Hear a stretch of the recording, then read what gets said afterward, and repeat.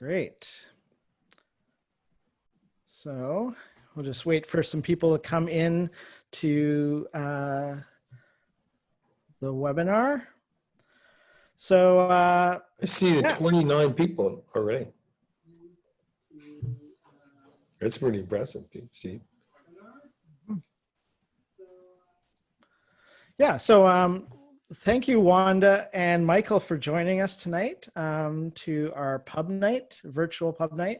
We have a number of guests from around the world, and there's something that we have in common with everybody. Everybody's experiencing, you know, the results of the pandemic and the joys and stresses that go along with it. And I just thought we could start off quickly and talk a little bit about what's been happening in the last 2 months for you guys personally. I know we were here last mid-April. Yeah, what's been going on in your life, or has it been pretty much the same that it was the previous 2 months? I'd have to say that things have been okay for me.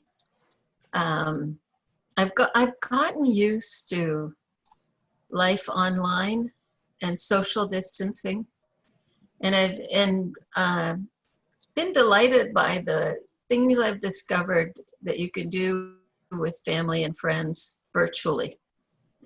Finding things like Jackbox games where the whole family can get on a Zoom call and play really silly party games.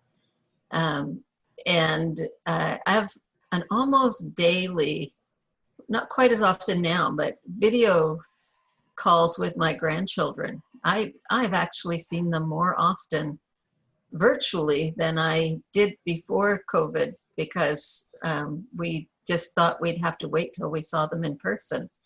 And they live far enough away, being in Kitchener, that it's not a drop by whenever you feel like a thing. So there are upsides, but of course there are downsides as well. And, you know, it can get lonely. And Zoom fatigue, oh my goodness. That's a very real and present experience on an almost daily basis, isn't it? And how about you, Michael? Well, similar to Wanda, about the same. Very busy and enjoying most of that, and then also trying to find ways to connect with family and friends by Zoom, and partly successful, and partly I need to keep working at that.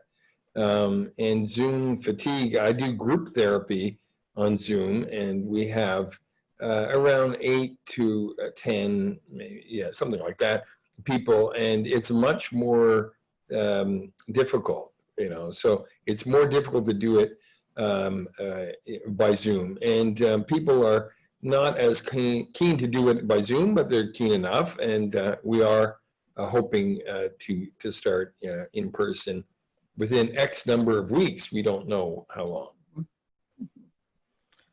Well, I think most of the people that were planning to attend have come in. I think we'll get a few more in the coming minutes, but I just wanted to welcome everybody here on behalf of Wycliffe College. Pub Night was a monthly event we had here at the college that we partnered with the Meeting House on to talk about theological issues and different topics of interest to broader society. And because of COVID, we had to stop that monthly gathering, but we have the opportunity through technology to continue meeting together and learning together. And so I'd just like to welcome you all here tonight. A few of the little kind of parameters of tonight's discussion. There's an opportunity for anybody to ask any questions, and there's a little question area that the speakers can see. And we'll do our best to answer as many of those questions as we can.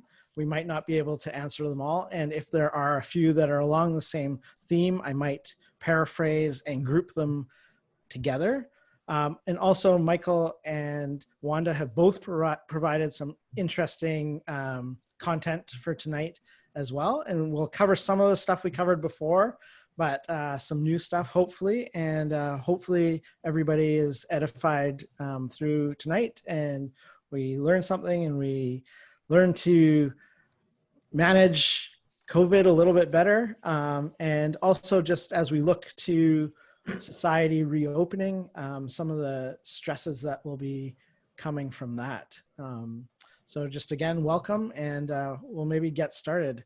So Michael had provided me, I think actually, like, we've known each other for a few years, and it's almost a yearly occurrence around Christmas that you send out your little piece of paper called Dealing with the Stress of the Holidays.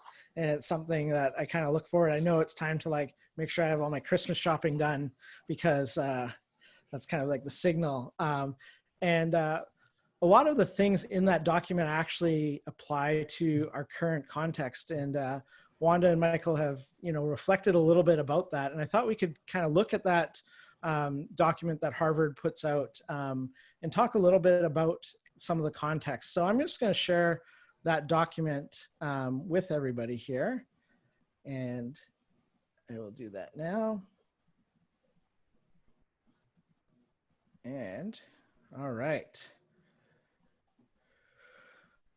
So you should see a document called Strategies for Coping with Holiday Stress. I see it. Nice. And so we'll kind of discuss a few of these points. We'll just go point by point and talk a little bit about some of the stresses that we might experience being in the COVID pandemic context. And so I'll read it off here. So the first point is to remember that when people have been apart from one another, it can take some time to find a common wavelength. Wanda, did you have some thoughts around that? We're going to be, months apart from each other, coming back to workplaces, coming back to friend groups, to other social gatherings. What are some of the challenges that you anticipate people, experiencing through that? Yeah. So I think just to start off with, this is a lovely reminder that will really help us when we start to see each other again, that it will take some time to get back on track with one another, and that we should expect some initial awkwardness, especially when we finish telling the story of how things have been for us while we were in lockdown mode. Then it's like, so now remind me what I had in common with this person. And being able to find easy entryways, like going out for lunch together, or finding a project that you can work on with the other person. Even playing a board game, or something that would provide some structure to help the transition back to being together in person could be very helpful. I don't know, it would be interesting to see on the chat what ideas our listeners would have about what they're looking forward to doing with family and friends that they think will help them re-engage and get past that initial awkwardness. How about you, Michael? Have you thought a little bit about this? Well, yeah, I have, Steve. I mean, I guess a couple of things. One of the things is that we, Wanda and myself, can't offer any professional or medical advice on this format. So this is just general advice, and if you want some professional advice, you have to go to your own therapist or your own physician. So. But these are fairly common concepts, and I think they're useful. I think that this one I particularly like because family therapists say, how long should you, as an adult, go back and spend some time before COVID-19 with your family of origin? So you're in fourth year university in engineering, let's say, and it's the holidays, you go back. And with many families, it's fine. There's a little bumps here and there, of course, human beings having lots of differences and so on. But for some students, it would be very difficult to go back for very long. Maybe, and they say, how long should you go back?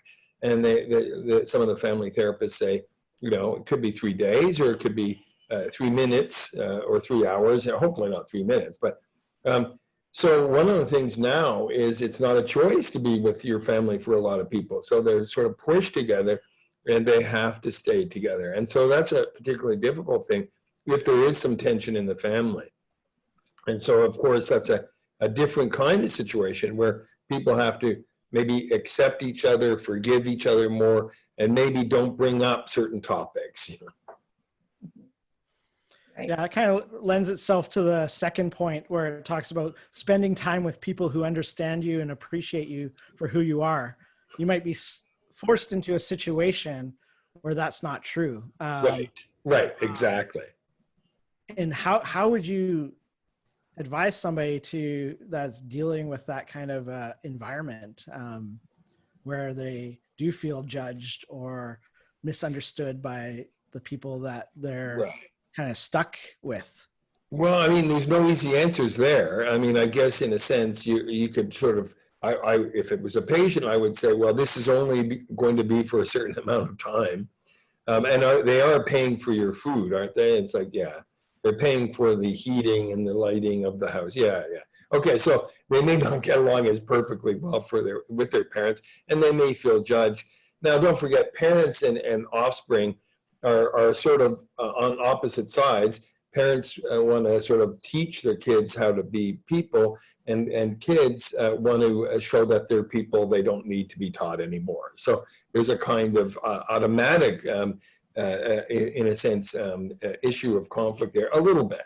So, but of course, most people will accept that parents need to be parental at some level, and most parents will not be too pushy about their opinions about how the young person should live their life.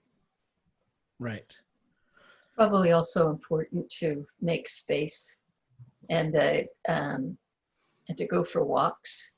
If you have a car, go for a drive. Go for, you know, if you're near a beach, if you're near an area that's open for walks, go for walks, and also to ask for the space you need. If you're in the kind of context where you could do that, where you have a good relationship with the other person, don't be afraid to say, I need some space. And if it gets really bad, you know, you have that car. If you have that car, you could leave and not come back. You know, you could call your parents and say, well, I found another place to shelter. But I mean, hopefully it doesn't get to that point. So the next one talks about staying present and practicing mindfulness. What does that really mean, and how could you employ that in these types of situations, Wanda? Mindfulness is about bringing yourself into the present moment. A way of noticing that your mind has gone to the past or the future, and with self-compassion and kindness, bringing yourself back into the present moment. When we're worried about whether we'll still have a job by the time this is over, to be able to come back and say, but I do have a job today. Or, and I can't control tomorrow. So not denying the realities, but choosing not to dwell on them. And it's a discipline. One of the things that I love learning about meditation is that meditating well is not about having a mind that doesn't drift. It's about noticing that it's drifting and bringing yourself back to the focus you've chosen to give yourself. And so you actually have to drift away in order to come back to the present moment, and then be aware that you've drifted away and come back to the present moment. And it's actually that rhythm, which is the meditation, not the staying static in one spot the whole time, because our minds will drift and we will worry. But coming back to the present moment and simply, as it says here, observing and describing without evaluation or judgment. It's like, oh, right, there I am, worrying again. So now what am I going to bring myself back to instead? And the really important thing is that not being judgmental or self-critical. Right.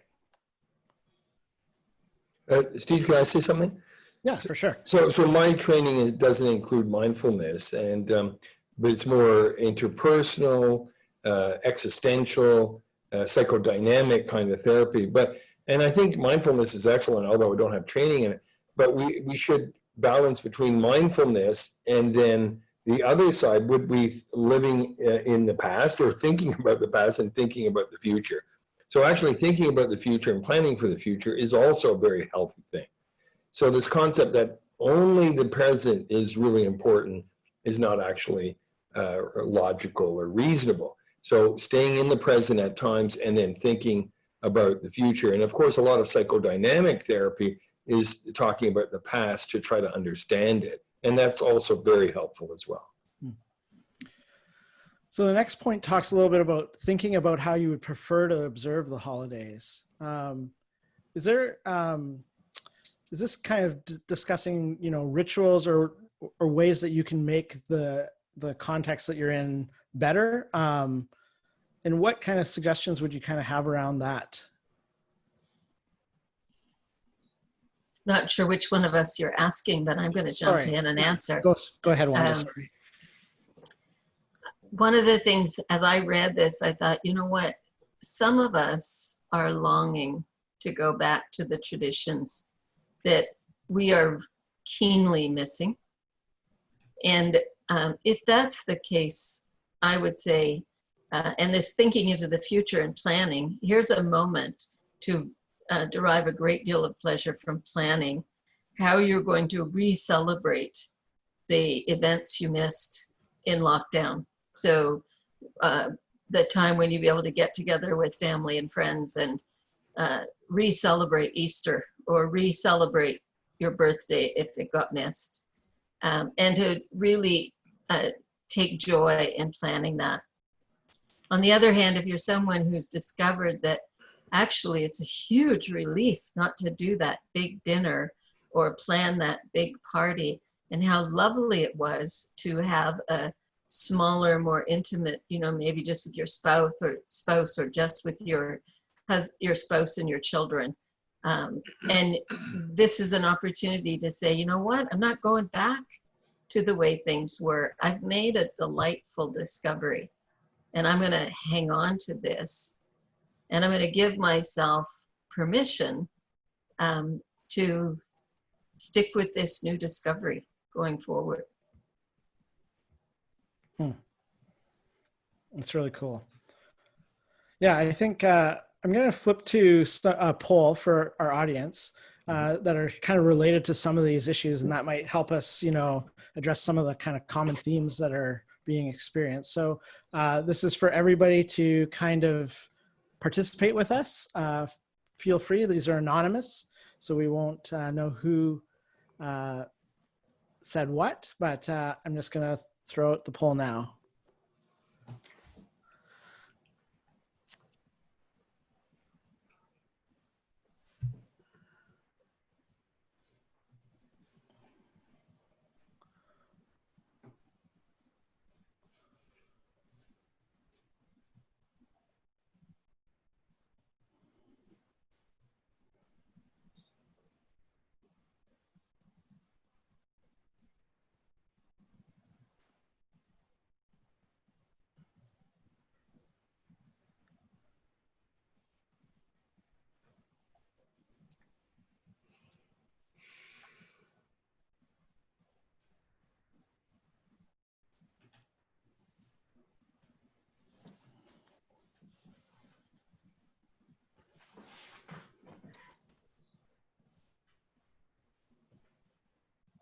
All right, we'll give a few more seconds for people to fill this out.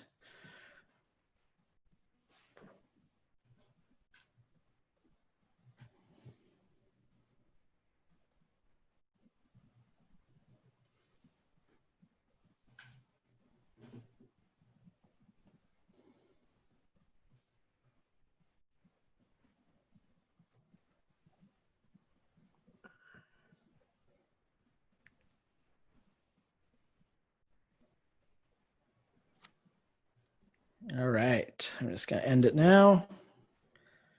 5 seconds.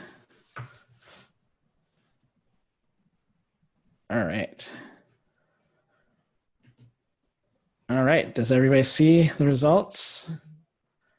So the biggest sacrifice in our group here tonight, not being able to meet with friends and family and not being able to attend church as number 2. Everybody likes to cook, apparently.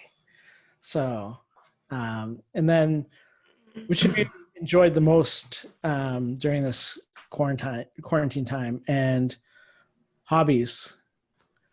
There's a big winner there, and no commute as well. I was talking to someone today, and I was saying like everyone's garden's going to be the best ever this year. Just everybody I've talked to has talked about like they're just in their garden all the time. So I'm expecting some pretty nice outdoor spaces. What are some of the things that you feel like from that poll, Michael, that kind of jump out at you, or was it as you expected? Let me see. I mean, I think the first one is as expected, not being able to meet with friends and family. And of course, even when we do by Zoom, it's not the same thing. So that's not much of a surprise. And then of course, let's see the other thing. I didn't know people had so many hobbies. I think my hobby is work, so I don't really have hobbies.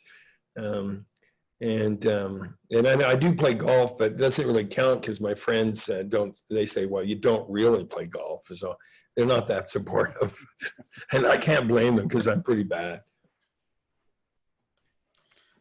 How about you, Wanda? Was that as expected, or were there any surprises there? I'm not surprised, but I find it interesting that people have been feeling that not being able to attend in-person church gatherings has been a sacrifice. That looks like the possibility of discovering something important that people will need to hang on to, and to really celebrate when they can go back to being in church, to savor the restoration of something that has been importantly lost during this time. Mm-hmm. And so, and you put it up against, it's also been enjoyable to have online church. And a number of people have found that the most enjoyable thing. And when I put that together, I think there's a significant percentage of people for whom their faith community and their faith life has been important during this time. And so the opportunity to, if there's been space made in your life because you haven't been able to work or you haven't had a commute, there's the potential there to invest some time and energy in spiritual things so that they can nurture and sustain us. Yeah. I'm just going to pop back to our little sheet here. Oops. Here we go. Oh. As my colleagues know, I have challenges in screen sharing. Okay, here we go. Remember that it's okay to take a time out. I know last time we discussed this a little bit, Wanda, where you can take a time out even in a room full of people. Have you been finding that more of a challenge, or is it still a good practice to maintain? Right. Well, I'm in the unique situation, Steve, where our children are grown and living in their own homes. And so I'm in a 4-bedroom house with my husband and I. We have plenty of room. In fact, what I find now is looking forward to lunch and coffee breaks where I can go find him and bug him and say, surely you don't have to work right now. Let's have a cup of coffee, or, you want to go for a walk. So clearly I'm not suffering from the lack of time alone. not in any sense. What's nice is having time to go for walks and get some moderate exercise and feel like I'm actually taking better care of myself. I like to think that that's where my commute time has gone, in taking those walks, preferably with my husband, but even on my own, and making sure that I'm keeping myself in good health. How about you, Michael? Well, and we talked about this last time. I think both Wanda and myself are introverts. And a good definition of an introvert is somebody who recharges their batteries when they spend some time alone. And so that it's not necessarily they don't want to get together with people, that's for sure, but that the energy of being alone and is building up energy that they can use for when they're with other people. I think that's a very important thing. And because you might think that if you're just sheltering at home with a few other people, that would be an introverted situation, but it may not be. Actually, for somebody who's quite introverted, they may need their alone time, even in that kind of limited social interaction. Right. The next one talks a little bit about knowing and honoring your limits as best you can. Michael, what do you think they mean by that, and how does that kind of apply to this context? Well, Wanda said something last time. I thought it was really good, and she talked about us being humbled and worried as well as therapists, and we're not super people. We're just people. We may have some sort of expertise in psychology and psychotherapy, but we're just people. And in fact, I say I'm a professional psychotherapist, but I'm an amateur human being. So in terms of being a professional, we also want to recognize the limits of our expertise. And so it's a huge field of many different kinds of therapies. They say there's 800, 1,000 kinds of psychotherapy, and there's couples therapy, and there's group therapy, and there's family therapy. And we have to know our limits if we want to do good work and also stay out of trouble with our regulatory body. So we don't have to know everything, and we don't have to do everything. And so I think that is true for professionals, but I think it's true for everybody. You don't have to do everything. That's important to know that. I have a concept that I've started talking about, which I find delight in the paradox of the statement: boundaried generosity. Generosity that's got edges. Yeah. And inside those boundaries, we are free to give generously and without reservation. But when we make a mistake of stepping over the boundaries of what we're able to give, we are no longer generous. Mm-hmm.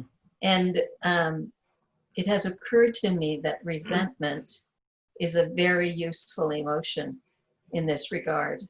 Because when I start to feel resentful about how much I'm giving, I've stepped over the limits. I'm outside the boundaries of what I can give freely and without reservation. Yeah. And I need to back it up and get back inside a space where there are edges to my generosity, and I know that I'm giving freely and without reservation. And I guess this would be kind of related to both your guys' work on professional burnout in some ways, right? Like in the same way, it's almost like you're burning out in your interpersonal relationships as well. And like there's also a question of like sustainability too of this whole situation. Like what if this goes on for another 6 months or a year? You know, how can we sustain that? And maybe the only way is to have these types of personal limits and knowing them, right? Maybe that's part of the mindfulness piece too, is knowing and being aware of what is actually happening with yourself and around you. Right, Steve? And oh, go ahead. No, that's fine. Okay, so Steve, I agree. And I think one of the things is they call it the new normal. Unfortunately, I call it the new abnormal. Unfortunately, that's what it is. And although as time goes on, we will adapt. Human beings are the most adapting of all animals by far. And we have to give ourselves time. We have to forgive ourselves. We have to forgive others. And I'm not saying that it will be optimal, that's for sure. But we can adapt, at least to some extent. And I think most of us are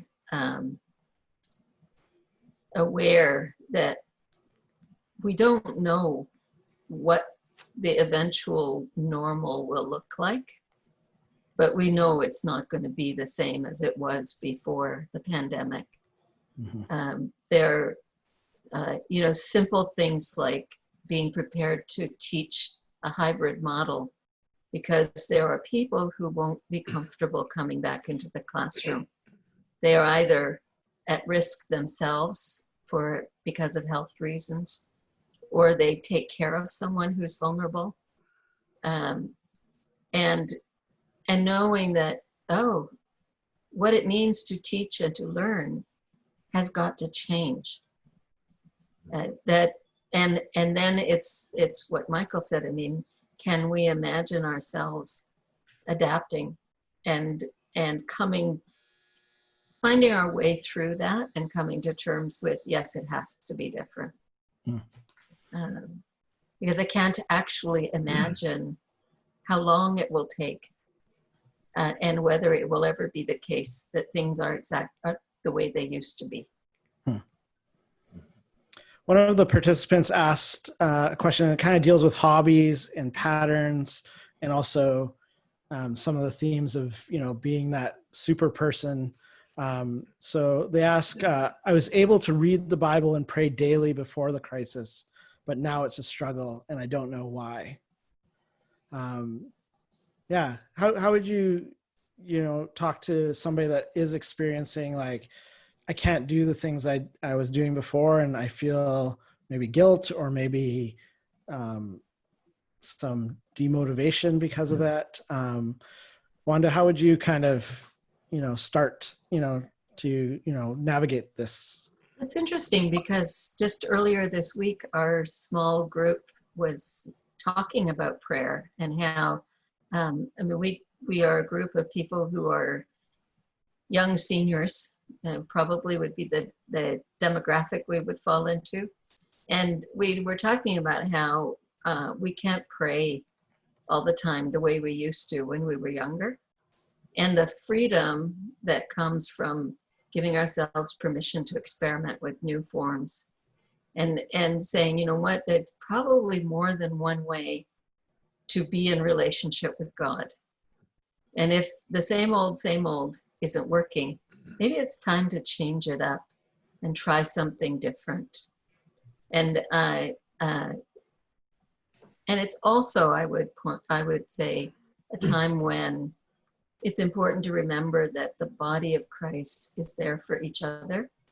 And if I can't pray, maybe you can pray for me. Maybe the community that I'm part of would pray for me, and maybe it's okay with God if my friends and family are praying when I can't. I suspect that it is okay, even though it's not comfortable and it's not what we want. Well, and part of it is these expectations that we're placing on ourselves, right? From ourselves, or even externally, from our culture or from our upbringing and all these things, right? It's all kind of, we have a lot of time to think about stuff too, right? But that's number 9 here, Steve, and it says meditate, pray, journal, or engage in another practice that allows you to slow down. Well, right. For some of us, there's been space made in our lives. Of course, not for all of us. Some people, it's business as usual, depending on, especially if you're a healthcare practitioner, that things may not have slowed down. But even saying, I'm going to take the time I used to spend commuting, or I used to spend shopping, and I'm going to give myself that time as an opportunity to reflect and to experiment and to take a playful attitude and try new things and see how it goes. I mean, if it doesn't work, okay, well, you're no farther behind than before you tried it. And maybe in the process, you'll discover something that is really quite delightful. Michael, do you want to add something? Well, sure. Thanks, Wanda. I can tell you're a good therapist because you're saying trying, if you're not able to pray as much as you usually do, you can do something else. And I can read about science and faith and that area of apologetics much easier than I can do a lot of praying. And so I do feel, and I go, I think God likes this. I mean, it's God's world I'm reading about it. You know, I used to be an atheist who believed that science had proven God doesn't exist. Yeah, yes, I know I was sort of foolish to say the least, but I like your concept that that could be totally reasonable and it might be more doable. Now, the other thing I was thinking about the person who mentioned that is the whole concept of if somebody's very stressed out, if they're stressed out to the extent that they're sick, they may not be able to function in many different ways. And in medicine, we often call that the sick role, not in the sense of somebody having a bad attitude and taking a role of being a sickie, but actually if they literally are sick. And so it does take time to get back to health. And if somebody isn't able to function when they're sick, the best thing is to be able to forgive themselves and get the help they need, either help from a therapist or help from family and friends. Now, obviously, that's much more difficult now. Michael, that puts me in mind of something that I have found myself talking to people in the wake of burnout is that's a form of illness, and it's quite a costly one. And we need to convalesce. Our culture has lost touch with that concept, that convalescing means that you take time, maybe more time than you'd like to rest and recover and gradually rebuild strength and energy to resume the activities you used to do. And, you know, it's interesting because physically, if someone broke their leg, we wouldn't be saying to them, just get up and do it. Just, you know, go out and jog.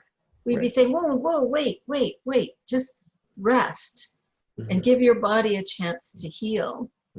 And then gradually work your way back up to going out for a jog.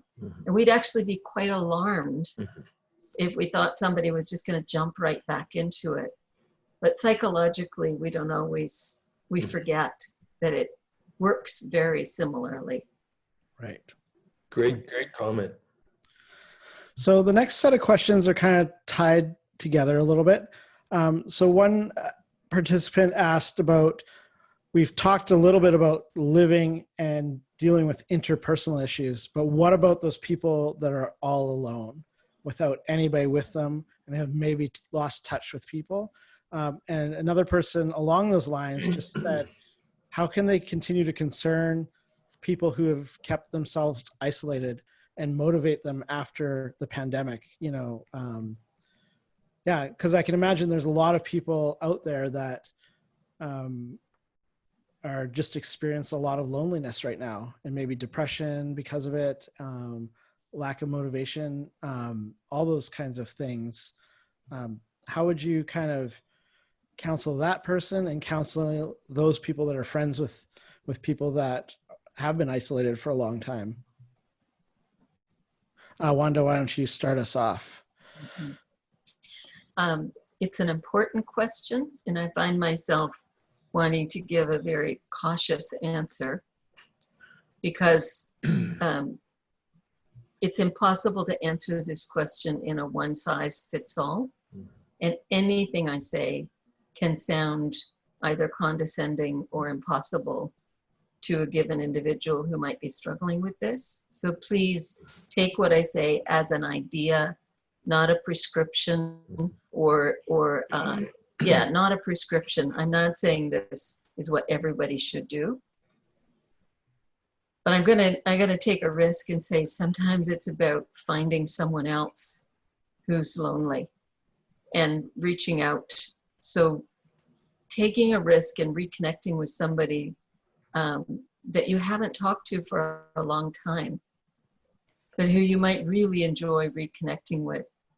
And there's quite a number of people and comments on the internet and around that, yeah, that's what a lot of people are doing. And it's actually quite a lot of fun, because there was a point in time when you had overlapping interests with that person, or maybe shared work with that person, and finding out what they've been doing could be really interesting. Finding someone who's lonely, as in asking your parish priest or your ministers, are there people in the congregation who are living alone where I could check in with them on Zoom or by phone and see if there's anything I could do to help them.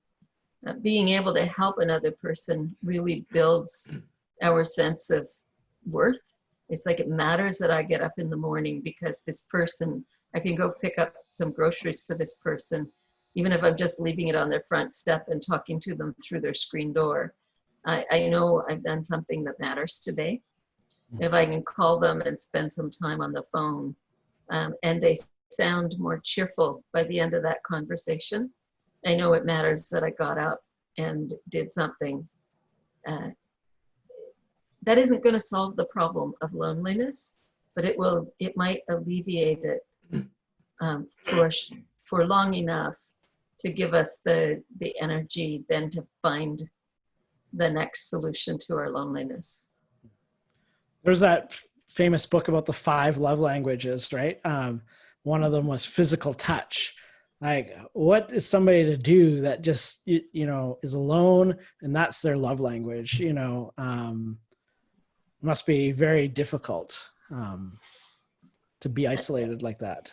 I know that I was speaking with somebody, and I never speak about clients, by the way, so this is just a friend, an acquaintance, who said that she's aware that she's chatting with the grocery store clerks way more than she would have before COVID-19, but she lives alone, and here's a person, a real person.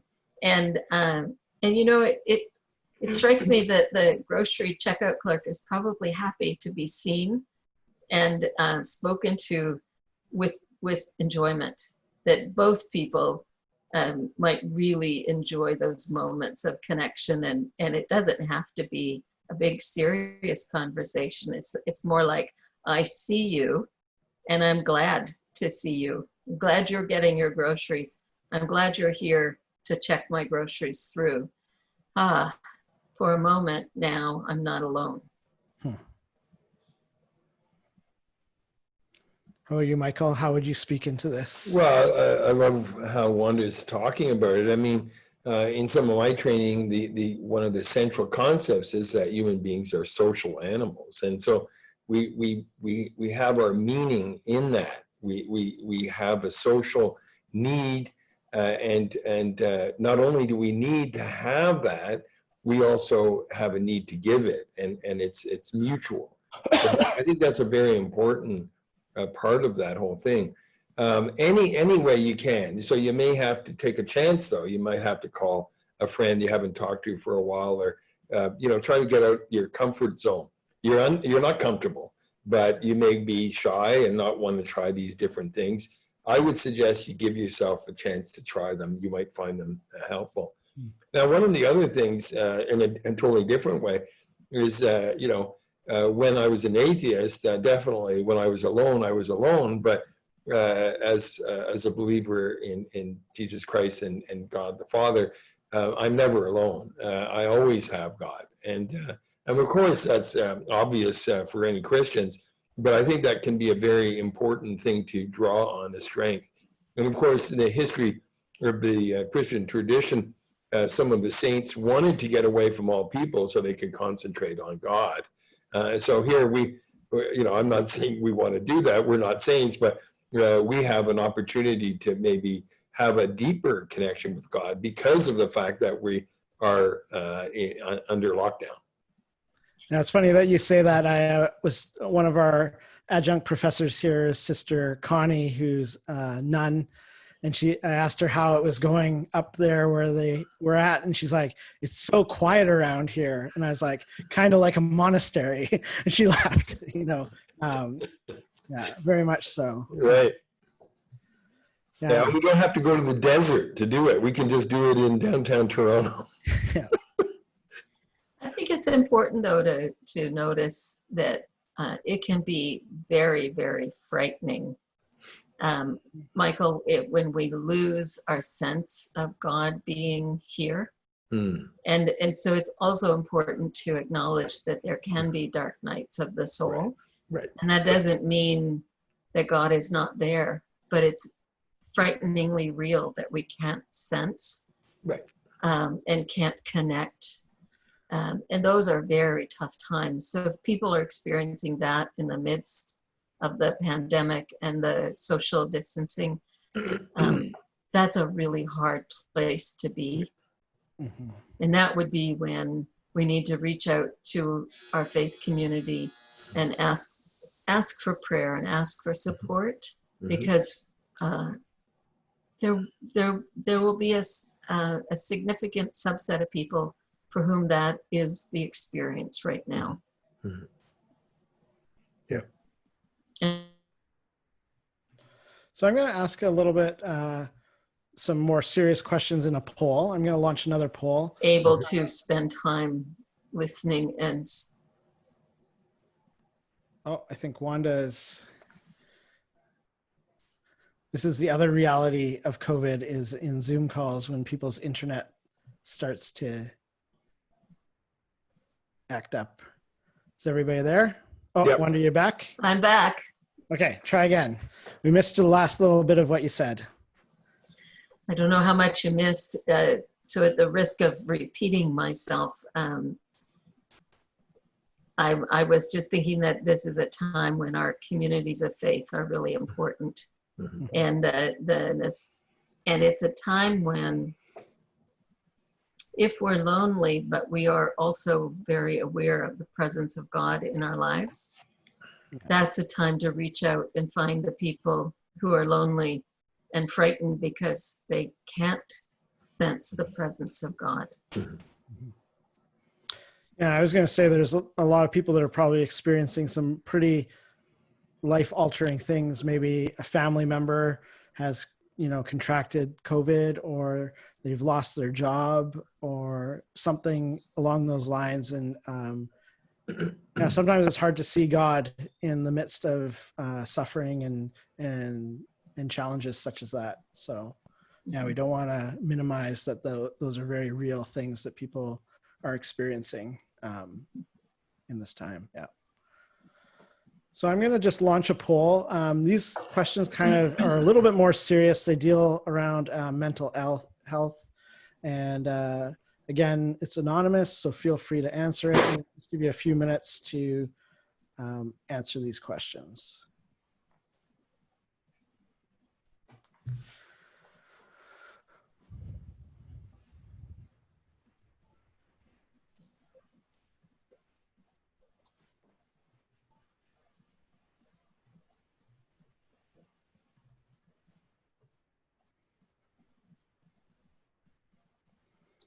I like the question about how people are coping with stress and anxiety.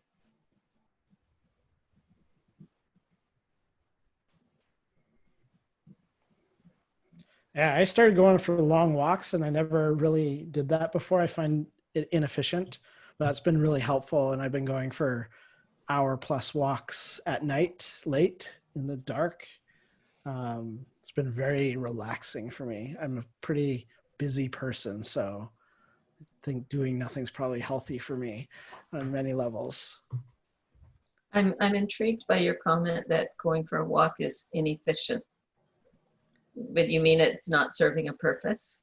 Yeah, I feel like if I'm going to exercise, I get better value out of playing squash for half an hour than walking for 2 hours. And so, I see what you mean. It's physically inefficient. yes. Uh-huh. And time inefficient too. It's a big chunk of time. But yeah, I haven't fully embraced it, but I like it. But there's something inside of me that's struggling with the walk. Well, I find aimless walks, unless I have company, to be somewhat difficult. But what I've discovered is that I can walk on my treadmill at my treadmill desk, and I can read with better focus than if I sit in a chair and try to read something that's a heavy academic article or book. Yeah. And I feel quite virtuous because I'm getting work done and I'm getting exercise. You're helping the brain and the body. That's right. And interestingly enough, I'm better focused because I'm moving. I think because I'm oxygenating my brain and I'm integrating left and right brain functioning, and I come away from doing that and I actually feel like I'm retaining more of what I'm reading and having more interesting thoughts about the applications or the, right? I'm going to have to try that. Thank you, Wanda. I'll let you know. I sit down in a nice comfy chair to read an academic journal. I have the custom of calling them natural sedatives. Before I know it, I'm sleeping. And it's like, I'm not going to absorb that knowledge that way. Yeah. I hope that wasn't Steve's paper that you read.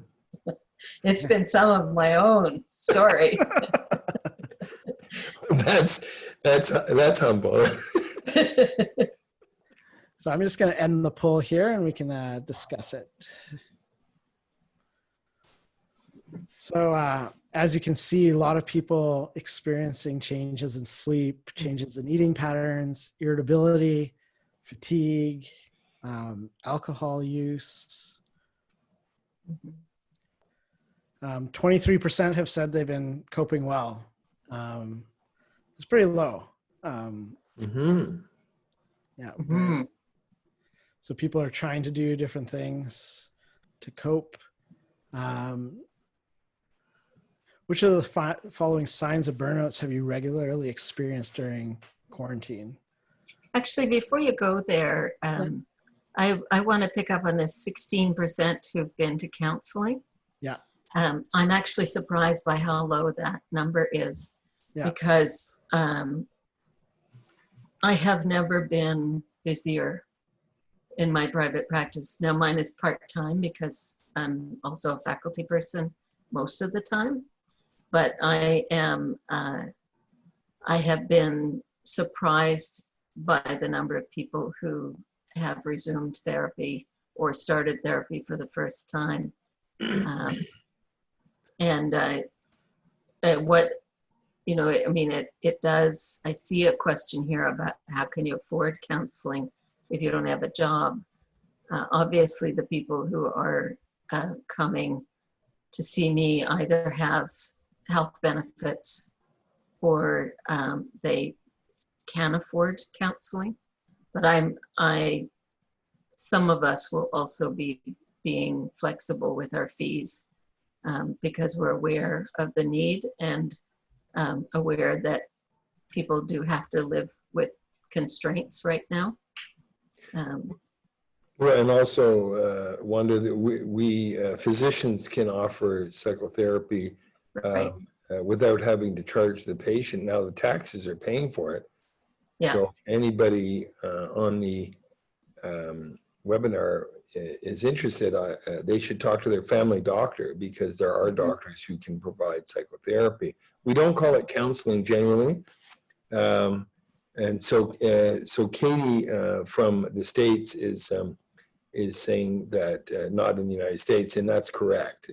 Here we have universal health, and it may not be perfect. Nothing's perfect. Well, God is perfect, but other than that, nothing's perfect. But we do have a psychotherapy available here in Ontario.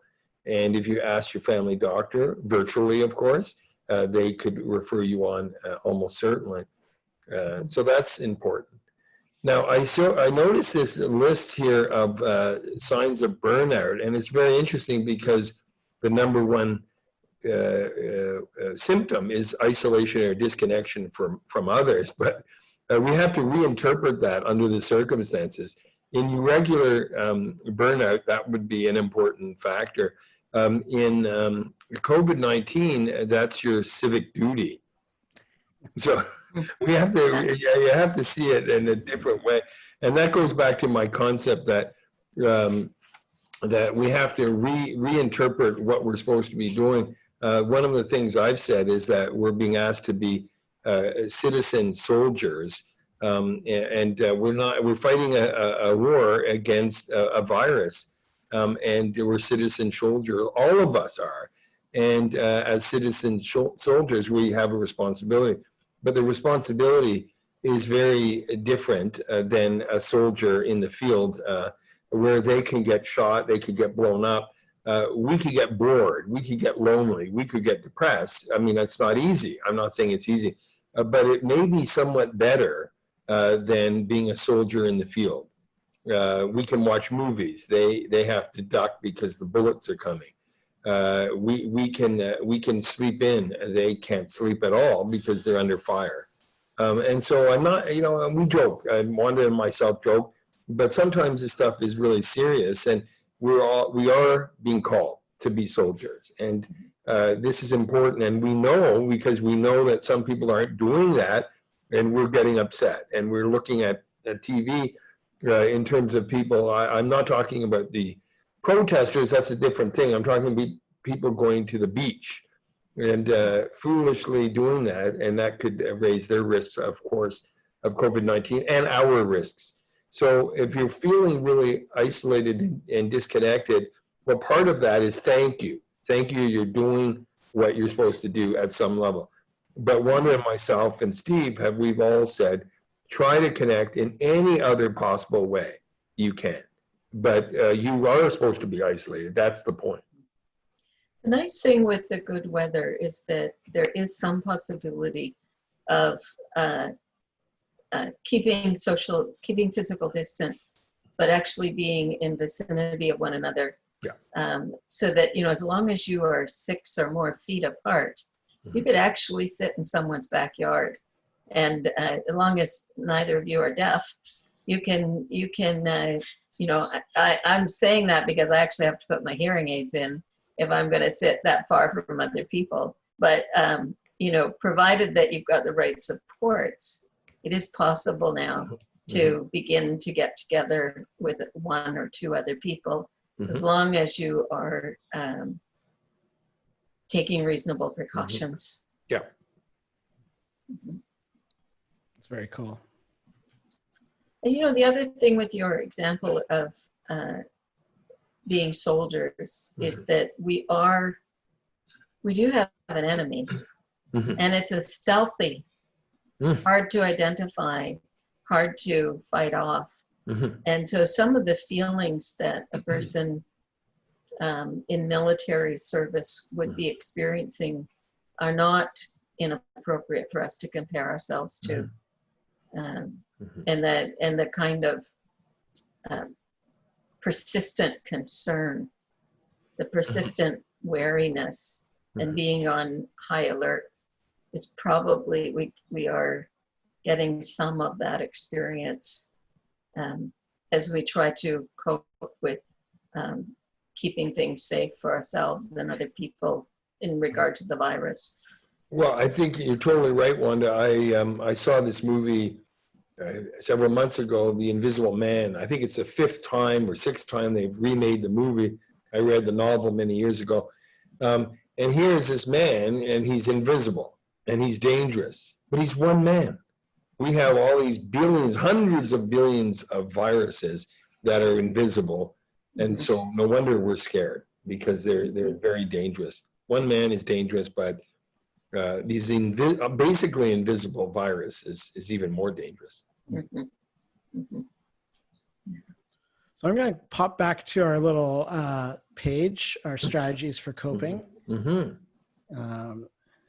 We'll see if I can do it a little bit smoother this time. All right. I think that was pretty good. That was good. That was good. I'm getting adept at it. So number 10 talks about attending a religious, spiritual, or community service. With the online church, one of the participants commented that they're having fun exploring other people's churches, their friends' churches. What are some suggestions around this? I know we talked a little bit about experimenting with maybe some different spiritual disciplines that you're used to, but is this an opportunity to, look at some other religious traditions, maybe online, because everybody's kind of putting their services online for people to experience? Or how can you connect with it? One of the things that I saw recently, which was interesting, was when the lockdown first started, there was a huge jump in religious service attendance online, as expected. And actually, some churches were seeing a boom in people connecting to their services. But I saw a survey from Barna Group maybe last week, which said that people who regularly attended service before the lockdown have now 48% of them haven't attended an online service in over a month. Wow. So there was an initial spike, but now it seems that people are getting fatigued of attending religious service online. I know this isn't your guys' expertise, but maybe you have some wisdom to share a little bit. Michael, do you want to kind of talk a little bit about the opportunities, challenges around that? Well, Steve, I guess this is where I recognize the limitations of my knowledge. I mean, I am attending, but I find it not nearly as engaging, but I have attended weekly. There may have been one week I didn't. So I think obviously it's a whole area that churches will have to start to figure out what is impacting their congregations and increase somehow that. I'm involved, but I'm going to sort of switch the question a little bit, because I think I mentioned I was taking a theology course, and it had to switch to online, and I find online learning at that level actually just as good or better. I mean, this is the irony, is that there's more opportunity to talk and interchange ideas and so on. In class, hardly ever does somebody put up their hand, and there's a little bit of discussion, but online you get to prepare your answers, and you can really get deep. And so there, it's like it deepened the experience, and that really helped me. And that's not the first time I've noticed that. Even pre-COVID, I noticed that. One of the things I would want to know, Steve, is how often people have been attending church services before COVID-19. Because there's, I think you'll find that there is an increase in the infrequency with which people actually go to church. That I know that in some denominations or some centers, it's becoming the tradition to go to church once a month or to go to church twice a month. And I would want to know whether the spike and the drop, how it compared to regular church attendance before I would get alarmed about it. Mm-hmm. It might be that it's worthy of alarm, but it might be a resetting back to closer to what it was like when people were actually going to church in person. I don't know, right? But the social scientist in me says, well, what are we comparing it to? Before we decide whether this is a troublesome thing or not. I also think that it has a great deal to do with how connected into our faith community we are.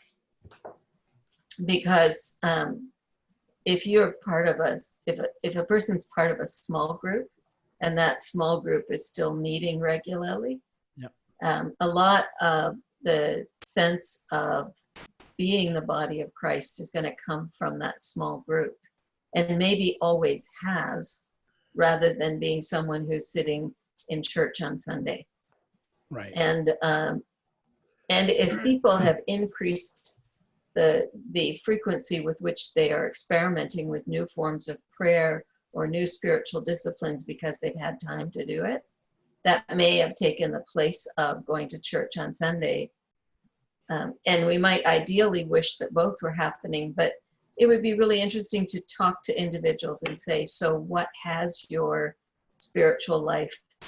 You know, you had the poll questions of, you know, what are you doing different and what are you experiencing differently? It would be really interesting to put up a poll in terms of where are you getting most of your spiritual nourishment from? Are you reading more? Are you experimenting with prayer more? Are you journaling more? Are you meditating more? Are you trying out different people's churches just to see, wow, this is cool. I don't have to leave home and I can check out lots of different ways, lots of different kinds of worship services, all of which might have a really positive yield that isn't going to be reflected in how many people are watching services online. Right. I think we can probably get that poll together before the end of this webinar. So we'll work on that in the background while we're talking. Yeah, someone mentioned in the questions section that they've been actively sending cards to everybody in their church directory. And I know my dad's a pastor, and every Sunday they've been calling through the entire church. They're a small church, so they can do it, but they've been calling through the entire church directory and just giving a phone call to everybody. So I think there's some good things that are coming out of this, because I don't know what your guys' church experience is, but I usually talk to the same people at church, and I don't linger a long time, and I kind of go and leave. And so this is affording some level of more interconnectivity in a weird way through the isolation. So I think there's those opportunities to kind of build that a little bit. Well, Steve, I want to give you some, let me see, congratulations or validation, because I think what you're doing here is a great kind of thing, which maybe churches should do more, which is have a topic and have interactions, and people get to say and give some feedback and ask questions and so on. So I think that you've done a great thing here, and maybe this should be a model that churches adopt. Sorry, Wanda. I'm just captured by the idea of what you're saying. I've totally forgotten what I was going to say. But I do think that the more opportunities we have to interact, the better the quality of our experience will be through a time like this. And there are some churches that are doing virtual coffee hours after their virtual service. That in-person coffee hours don't work particularly well for me, so virtual ones would be yeah, that wouldn't work for me, but it will work for some people, and for a church community to experiment and give themselves, I know I keep saying this, but one thing COVID-19 has done for us is give us permission to experiment, to try new things. And I'm noticing a theme through what we're talking about tonight, and it's picking up on something we talked about last time, Michael, that the loss of control and the loss of choice. And what we're talking about tonight is, how do you put choice back into your life? And giving ourselves permission to try new things is a way of putting choice back in the face of not being able to have things the way we like them. Mhm. You know, I mean, I like your reminding me that there's a virtual coffee shop. I might check that out to see if my church has it. But the coffee is terrible. But that's because it's my coffee, actually. Sorry, it's terrible. Yeah, and I think I was on a webinar a week and a half ago, and the guy really said, like things aren't the same as they were, for churches, but what are the opportunities? What kind of opportunities has God given us now that we didn't have before? And I think in the same with our own personal lives and in our relationships, there might be new opportunities that we can explore. Absolutely. Yeah. I feel better already. And that kind of goes into our next number 11 here, where it talks about allow yourself to feel uncomfortable. That kind of goes along the lines of trying new things and being vulnerable in new areas. Maybe we don't have to belabor that one any further. I think that's good advice, whether we're talking about navigating the holiday season, navigating COVID-19, or just plain navigating life. It's kind of perennially good advice. I agree. And I think that, they say life is difficult. That's an understatement.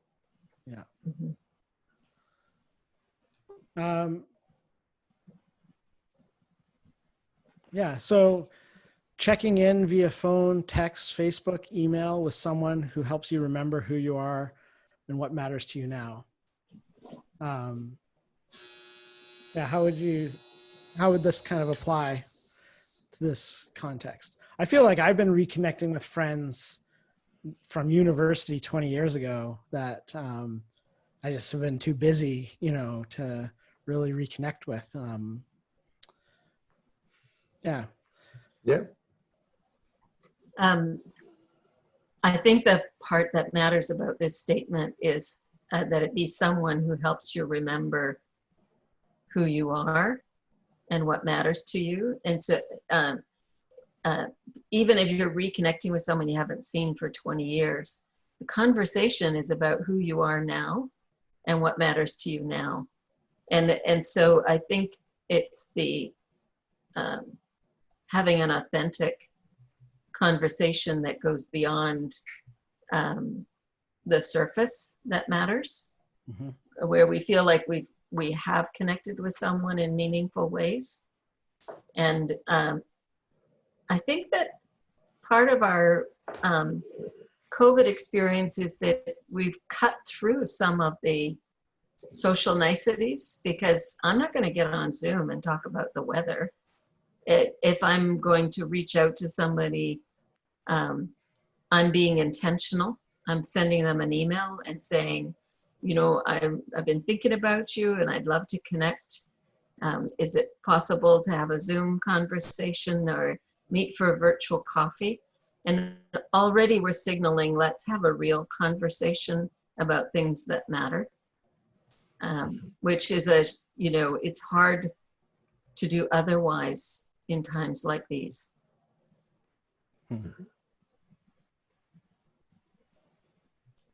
Great. So I'm just gonna, we've got our poll ready. So we might have missed a few things on your list, Wanda, but I'll launch it now for where we're finding spiritual nourishment.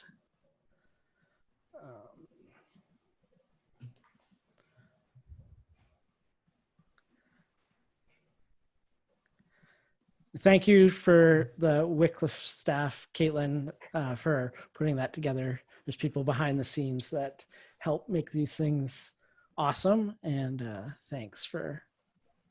I thought you were just doing it by magic, Steve. Yeah. Or multitasking and writing a poll while you're hosting a show. Yeah. Well, he is a magician. Yeah.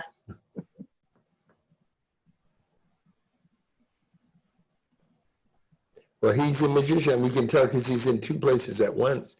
So right below me here is Steve Hugo, and you're over there too. Yeah. I have two computers going right now. So one's managing polls and the other one's talking. So there's a logical explanation. Okay, I feel better now. Yeah.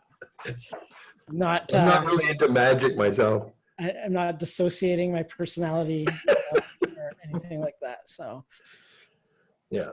And if we have patients with multiple personality, we're not allowed to bill for more than one person. oh. In fact, actually, because there's an interlude here, the government is only paying me if I see 10 patients. Guess how many patients they're paying me for? One. Yeah, one patient.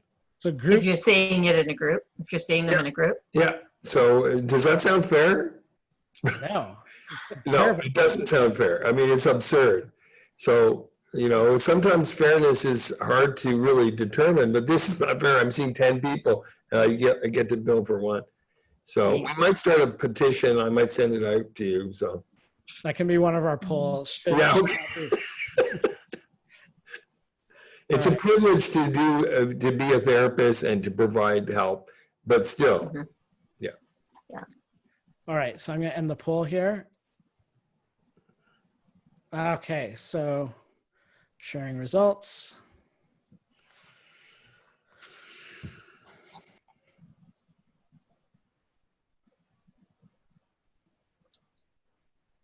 That's pretty neat. There's lots of stuff. There's lots of activity. Mm-hmm. I'm impressed. Yeah.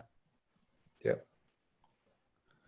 So about a quarter all the way down on number 2. So some people are doing more, some people about the same, and then some people have shifted, and then a quarter are doing less. Mm-hmm. So that puts a different cast on the spike and drop in virtual church services. Yeah.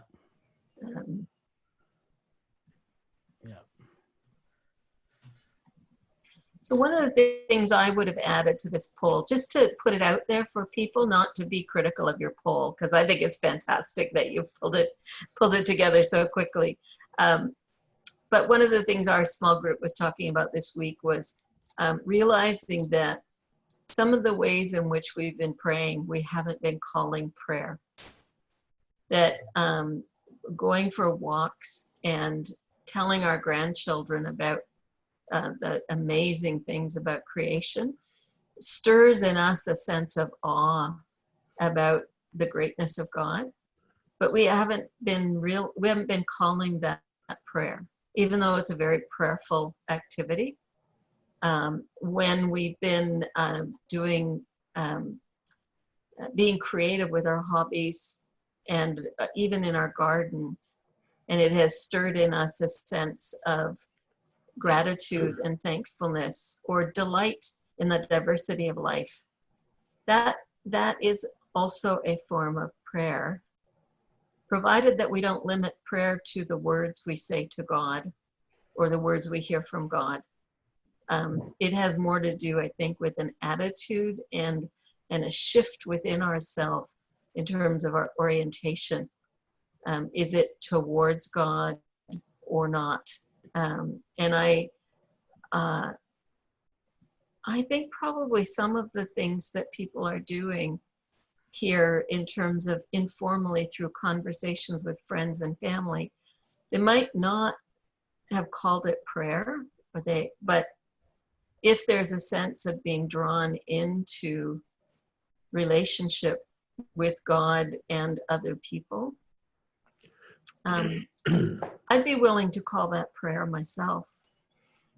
Thank you, Wanda. I feel much better because I've been studying theology and had so many hours of studying and stuff, and I feel connected with God. You know, but it isn't prayer in the usual sense. But thank you. I was hoping what you were saying was the case. I was thinking along those lines too, but you're validating my hope. I think it has all to do with the orientation it draws us into, in terms of an attitude and for me it's that does it bring me into a place of gratitude and awareness of the wonder of God. Nice, very nice. Some of the participants have been asking questions along the lines of vocation and jobs. and also with mental health. So some of the challenges people are expressing are, in this time, I've started to realize that I maybe am in the wrong job, or maybe I can't be in the job that I want to because of the current financial climate that there is, or because of my mental health state. How would you advise somebody? I know, again, we have to put a disclaimer on that each situation is unique, and there's not a one size fits all answer. But for those people that are struggling with what they're called to do, what they feel like they should be doing, their vocation, and the inability to actualize that in this context, either because of mental health challenges or because of just the way that the society is now, with nobody hiring or no job prospects open to them.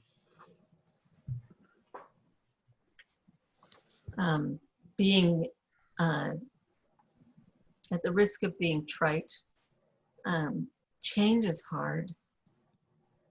Change is deeply hard, and when we are confronting the possibility of something like, I'm in the wrong, this career is not going to sustain me, it's not going to,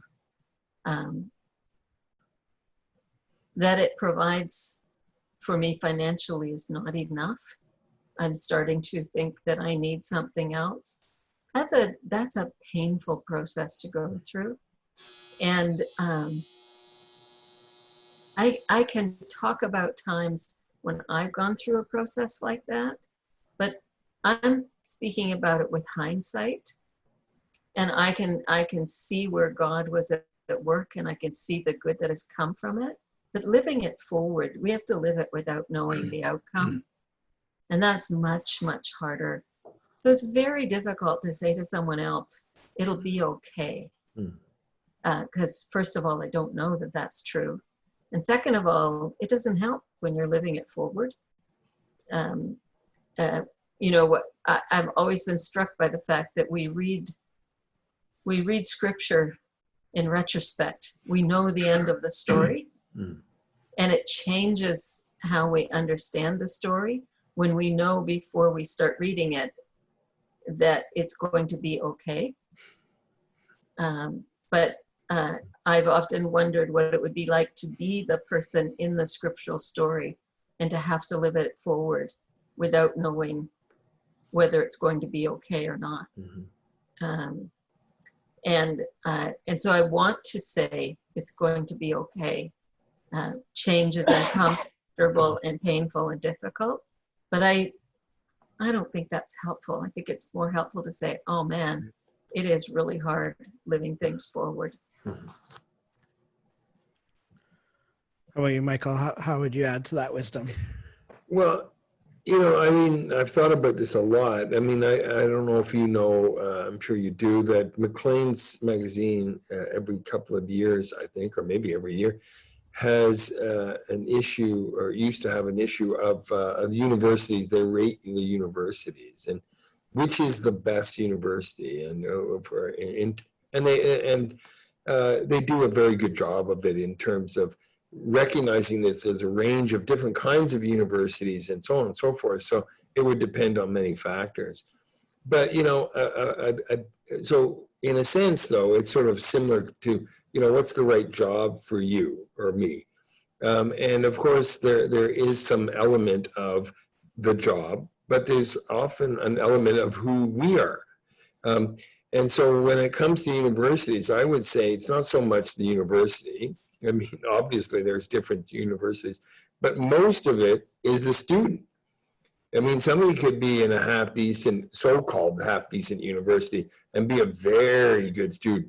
And somebody could be at a prestigious university like Harvard or Cambridge, or Oxford, and just be, partying and drinking and getting drunk and skipping classes and not. So the concept is, we all will, reality being what it is, most of us will say, this job is not quite what I was hoping. But that's reality, because life is never what we hoped in an absolute sense, no matter what the job is. So I think it's probably better to be the better worker in the job. And many jobs, all jobs maybe, have an element of, I think, because I believe in God, honor. So somebody could be a good whatever, and that's more important than the job itself. Now, I'm not saying it's as simple as that, but all jobs, accountants, let's say, teachers, therapists, physicists, chemists, it's a limitation to what you can do as the job. You will find that limitation, and that's where we need to seek other important people, social connection. We have to seek God. That's what I would say. Yeah, one of the interesting things, I've done a lot of work in, are you still there? I've done a lot of work. Sorry, I thought you had zoned out on interspace there. But I've done a lot of work in West Africa. And one of my cultural learnings, which I found very interesting and I come back to often, is in North America, we all show up at a dinner party. Yeah. Question 1 is, what's your name? Yeah. Question 2 is, what do you do? Right. And what was interesting in Africa is, in the place I worked in Africa, I can't generalize the whole thing, what's more important there is like, what village do you come from? Right. Where do you come from? Right. And who's your family members? Who are you connected with in a social way? And what you do as a job is so low on the list of what makes your identity. Right. It's just not a part of that. So I think a piece of this question in the North American context is somehow what we do has become who we are, right, in maybe an unhealthy way. Yeah. So some of these challenges stem from that, because we find our identity in the things that we do. And I guess the Christian message is that we can find our identity in Christ, and we are, loved unconditionally in that relationship. I don't know if you have anything to add to that, but that's just something I've noticed, in going back and forth, where it's just like, oh, I'm in such a different way of orienting myself to what I do, Wanda, you have some concepts. Well, I actually just, I was listening to you guys, I pulled up a pair of slides that I use in some of my workshops about self-care and resilience. And I wondered if I could share that slide. Go ahead and share it. I'm going to make you look good at how to share the screen. All right. Hopefully people can see that. Coming. Okay.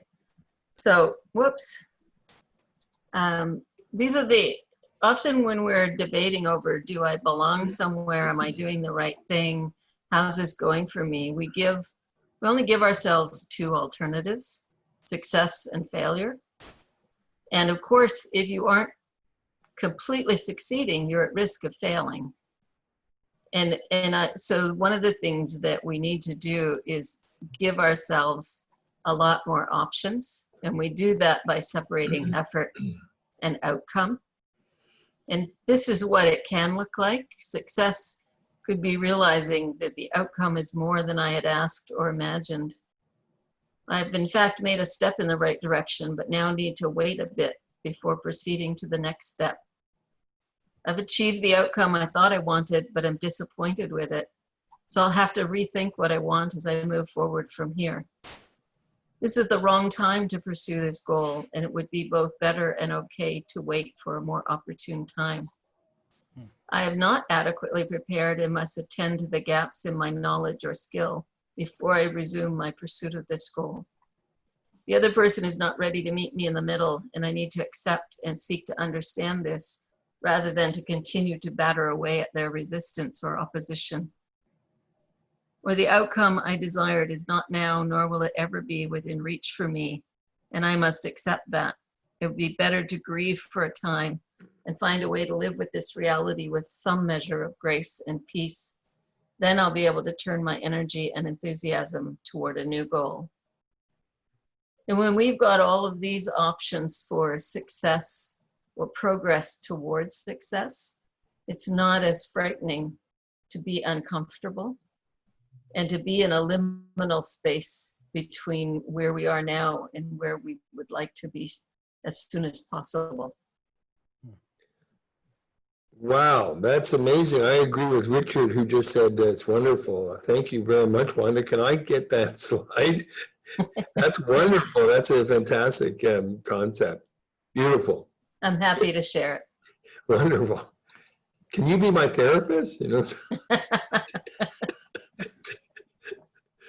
She's not covered by OHIP though, so that's okay. That's right. That's right. Okay. Let's talk. Let's talk. We need to. That's a beautiful slide. I mean, I mean, it's such a great concept, because what you're saying is this concept of success is not just one, either success or failure, black and white, yes or no, but it's a whole level of things. Mm-hmm. It seems to me that is so important in life, because if you thought it would be yes and no, it would be easy to give up. Yeah. And it riffs off of what you said, Steve, because I am not what I do. There's so much more to each one of us than where we work. Either. That's right. That's right. And I mean, of course, we can get all cliched and say it's the journey, not the destination. I'm tired of those cliches. But I mean, the theme of the evening is choice and a generosity of space and room to experiment. And that is our. And it's okay to fail, and it's okay to not meet expectations, right? And not succeeding doesn't always mean that you've failed. It means you're somewhere in the process and you haven't, and the outcome is going to look different than you thought it would, but not necessarily failure. Yeah. So Wanda, you've inspired me. Do you mind if I share one slide? I'd be happy. Making my job easy. You guys just... It's show and tell time. Okay, here it is, show and tell. Let's see. Okay, so it's not so different a concept that you were showing, not quite as sophisticated, but this concept is that when we succeed, we could look at it as the triumphant, what I call the triumphant concept of success is winning, versus a more modest concept of success is coping. Well, most of us are trying to cope. We're not winning, that's for sure. And if you look at this list, if you look down the triumphant list and you think of President Trump, then you're probably right. Yeah, that sounds like him. But on the other side, on the modest concept, is we're competent, maybe, we're trying to be, and sometimes we're not. We're learning a new skill, we're able to learn. We're all right, we're getting there, we're adequate plus, maybe, good enough, always adapting, healthy, interdependent, not independent, and servant leader, and we're not the master. And so I think this is a sort of similar concept that you were pointing on. Now it's a little bit less sophisticated, but I'll accept that because that's good enough. That's good enough. So I'll end the sharing. And I mean, what we need are tools for expanding our understanding of things so that we don't feel so deprived. Right. And I mean, we are in some ways living in a time of deprivation, of having to do without the things we would like, the way we'd like things to be. Yeah. And the more the more generous we can be with the possibilities we give to ourselves, the better able we are to cope, and even come out of this. Well, if nothing else, we're going to come out of it older and wiser. Cool. Right. One of our other participants has asked about what advice do you have for controlling weight gain and appetite changes? Example from anxiety, comfort eating during quarantine. Michael, do you want to try first on that? Yeah, this is where I take out that card saying that's not my area. I mean, I could be, the thing is that is so eating issues, eating disorders is not my area. Now, of course, I could say something glib, just don't eat so much. I mean, that's what I'm sort of telling myself. It's not working so far. But anyway. So these things are complicated, and certainly that's not the focus of my practice. And so I'll have to just say, I understand, I identify with the person, but probably because we may have something similar there, but I can't really say much. How about you, Wanda? Well, I think there would be something quite hypocritical in my giving people advice about their relationship with food. I can't say that my own is the healthiest.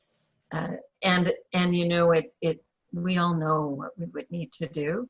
The more interesting question is what's stopping us from doing it? What stops me from making healthier choices? What stops me from drinking a glass of water to check and make sure that I'm actually hungry and not dehydrated? What stops me from getting out and getting some exercise? Those can be fruitful conversations. It can also be that this is a temporary thing where, yes, this person is comforting themselves with food. When they get out the other side of COVID-19, they're going to get busy again and it's all going to come off, and it'll just be one of the unpleasant memories. It's, because I wouldn't want to pathologize it if it isn't in fact a pathology. And I'm sympathetic, but I really do think it would be hypocritical of me to give advice about people's relationship with food.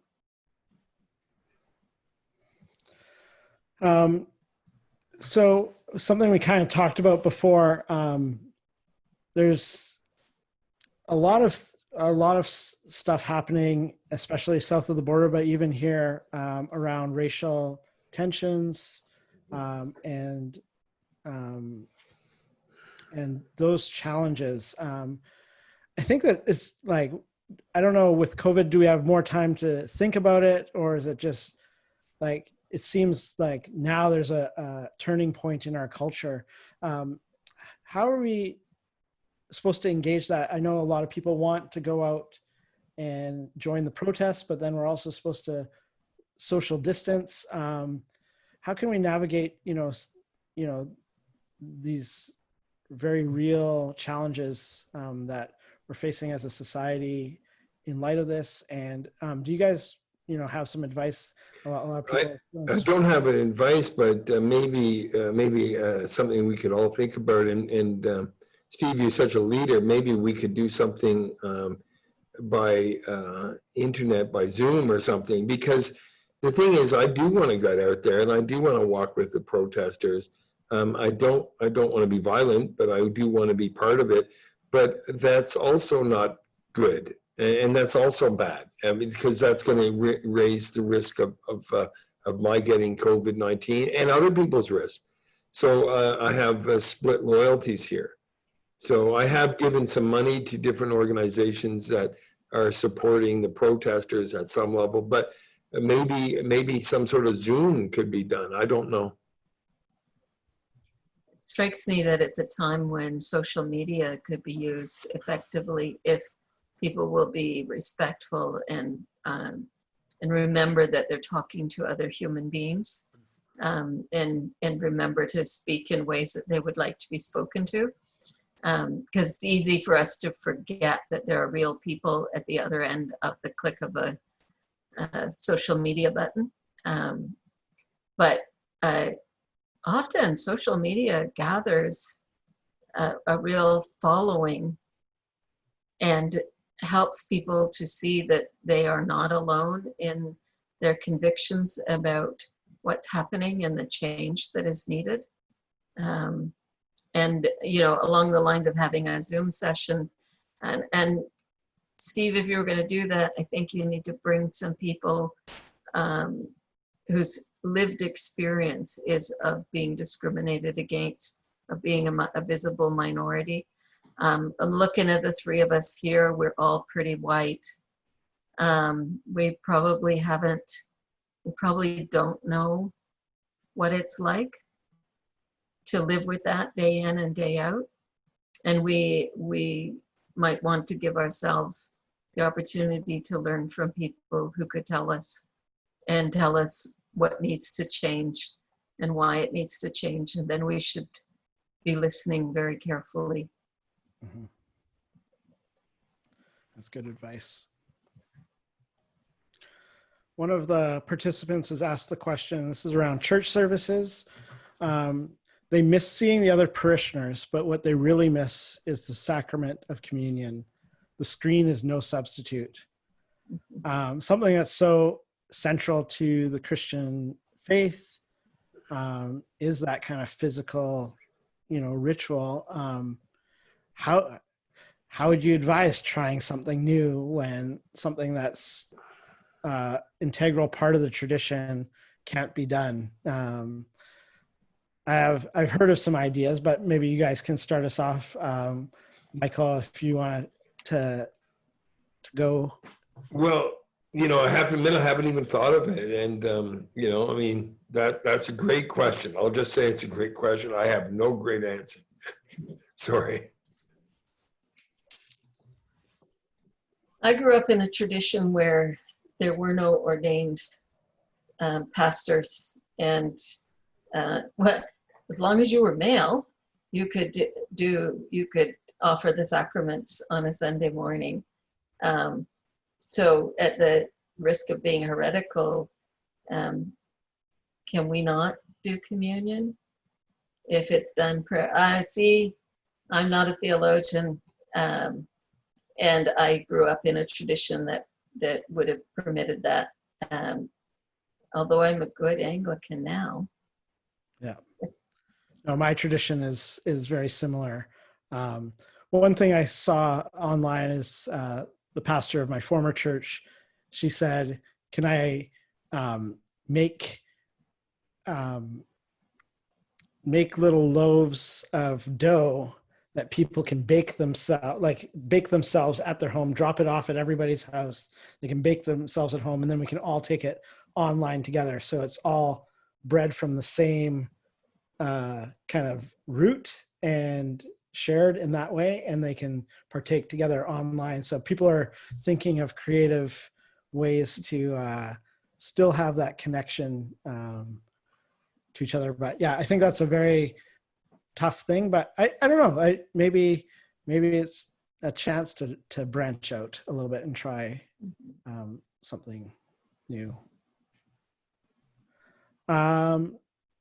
So someone else asks that they feel like they have less time at home because their spouse is working and teaching online every day, and it's stressing them out.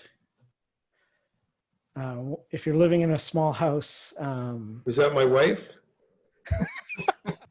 It might be my wife. Was her name Kathy? It might be my wife. No. I think it's probably pretty common because, yeah. Okay. Too much self-disclosure. Why don't you start us off, since you're a lived expert on this? Well, I mean, I have to admit, I do struggle with that. And then she was actually quite supportive, especially because she knows that what I'm trying to do is helping people, and then they need it, So I'm sort of mostly joking. She's very supportive, and of course, being a physician is a bit of a calling. People think it's so great being a physician. No, it isn't. Okay, so there's some good things about it, of course, but we won't talk about it tonight. But it can be, as you probably know, it can be extremely intense. It can be dangerous. Luckily, I'm not in danger from COVID-19 so much, but of course, there's pressures in terms of the intensity of seeing patients on Zoom, which is minimal compared to some of my colleagues and nurses as well and other professionals. So, but it is a calling. It's not a directly Christian calling, of course, but and my wife is quite aware of that. So she's actually an amazing wife and so very supportive. Actually, I was just joking. Wanda? It all depends on what the range of choices are that are available to a person, right? It's hard to answer that in the absence of knowledge about the real situation. And I mean, some of what COVID-19 is doing is drawing out of us the depths of our capacity. We're hitting our own limits, right? And feeling a bit desperate because we're wondering how long we can hang on. And yet, if our spouse has a job where, you know, we can also be thankful that there's money coming in to pay the bills and buy the groceries. It's hard to live with the tension of resenting the way it's taking over our living space, and at the same time knowing we'd be worse off without it in different ways. I think many of us are going to look back on this time and say, wow, I discovered depths in myself I didn't know I had. And I'm deeply humbled by learning that I wasn't as capable a person as I complacently thought I was before I faced this challenge. Mm-hmm. Yeah. So I think we're nearing the end of our evening, and I thank you guys for coming. We'll do one more question from the participants, and then I'll do a little bit of housekeeping, but I wanted to thank you before we end off. So someone asked the question, what advice would you have for someone who's in a situation that needs to connect with different people outside of the existing network? And as an outsider in that given context, like how can you connect with new people in this kind of climate if you need to? No, I'm not clear what the question is. You mean actually physically connect with them? Or even just to meet new people. It's hard to meet new people. Well, it's definitely hard to meet new people. Let me see. I mean, I guess one of the things is there's a bit of a misconception of psychotherapy as a field, and some people think that we give advice, and we generally don't. What we do is we will brainstorm an issue and look at many different sides of it and try to really get the person to examine the question in terms of their values and then the consequences of what could happen. Believe me, as a therapist, we've learned, I'm sure I have anyway, from bitter experience, when I give advice, it comes back to haunt me. Because the world is so complicated and life is so complicated. I couldn't possibly give advice of a substantial nature to somebody who's different. So for example, remember, I said that I'm an expert in psychotherapy, but I'm an amateur in life. And so I couldn't possibly tell somebody what to do. That wouldn't be reasonable because I don't even know what I'm supposed to do. I try to figure that out every day. And of course, my belief in God, my knowledge of different aspects of life, and my goals, my values direct me and help me, but they never seem quite enough to figure it out. And then I just have to wing it. I have to wing it. I'm looking at the question, Steve, and it sounds like this person has an obligation to connect with people outside their existing network as an outsider in that given context, is what it says. So I'm not entirely sure what that context is.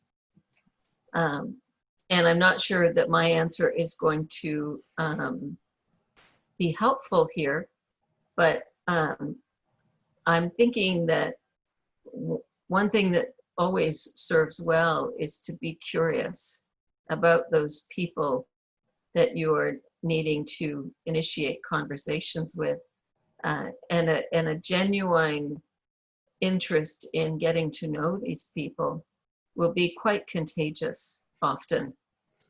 You know, I think about being at a social event and having someone I don't know walk up to me and start a conversation. I can tell when they are really interested in getting to know me, and when they are bored out of their minds and, well, here's somebody I could, you know, so what do you think of them Jays? And it's like, I don't really care.